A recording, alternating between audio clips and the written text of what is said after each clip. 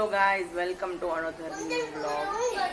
તો વાગી ગયા છે 11:15 અને અત્યારે કામ કરીને ફ્રી થઈ ગયા છીએ. બપોર થઈ ગઈ છે. બ્લોગ બનાવવામાં બહુ મોડું થઈ ગયું છે અને અહીંયા જીયાંશ છે એ રમવા મંડાઈ પડ્યો છે. જીયાંશ શું બનાવી છો? બર્ગર બનાવે છે જીયાંશ. કોઈને ખાવા હોય તો આવી જાજો. કેવા બર્ગર છે? ઓરિજિનલ કે ડુપ્લિકેટ?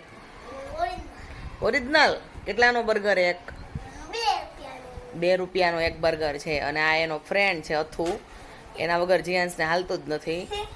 એ નો હોય ને તેને રમવાની મજા નથી આવતી. જોઈ દાંત કાઢે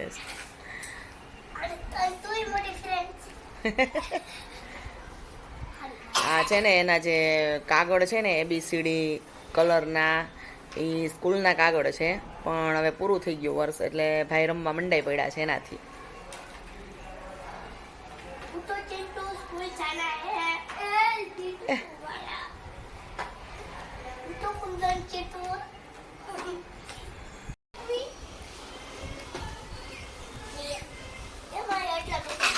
જ્યાં સાડે બપોર પછી ક્યાંય જવું છે? ક્યાં જવું છે? રિંગ રોડે. તો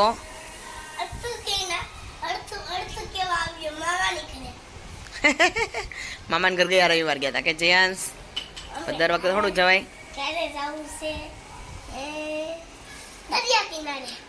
દરિયા કિનારો તો જ્યાં સુરતમાં બહુ દૂર પડે.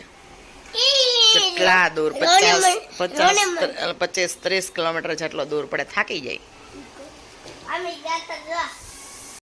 ફરીથી બોલ. આપણે દાળ ભાતની તૈયારી ચાલુ કરી દીધી છે. આજે સન્ડે છે એટલે દાળ ભાત બનાવવાના હોય. તો કેરી એકાદ સુધારી નાખશું, ટમેટા સુધારી નાખશું અને અહીંયા કરી દેવાનું છે આપણે ચોળાનું શાક.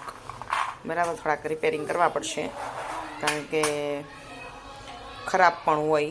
એટલે હમણાં પાણીમાં પલાળી દઈશ એટલે જે ખરાબ ચોળા હશે એ ઉપર બધા આવી જશે.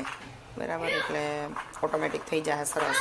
અહીંયા મમ્મીએ મૂકી દીધું હતું કુકર દાળ ને ભાત બાફવા માટે. તો આપણે ધીરે ધીરે તૈયારી કરીએ. સાંજની તૈયારી છે.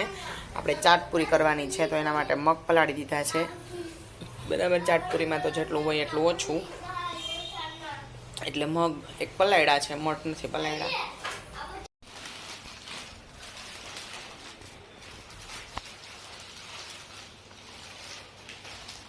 સુગંધ આવવા માંડી. બધા પાકી ગયા લાગે.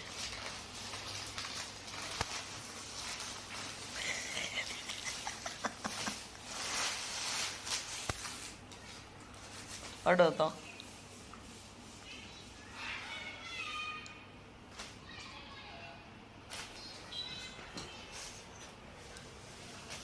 ભલા સેજ કાચા હોય ને તો એ પાકી જાય બહાર.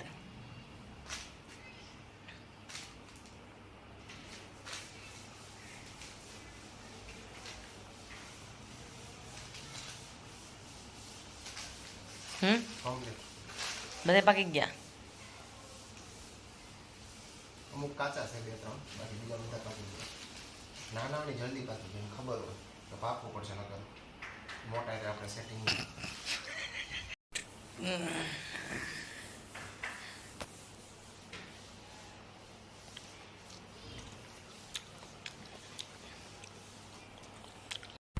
આટલો જ વ્લોગ ઉતારી શકી. જો તમને મારો વિડીયો ગમ્યો હોય તો please like, share and subscribe.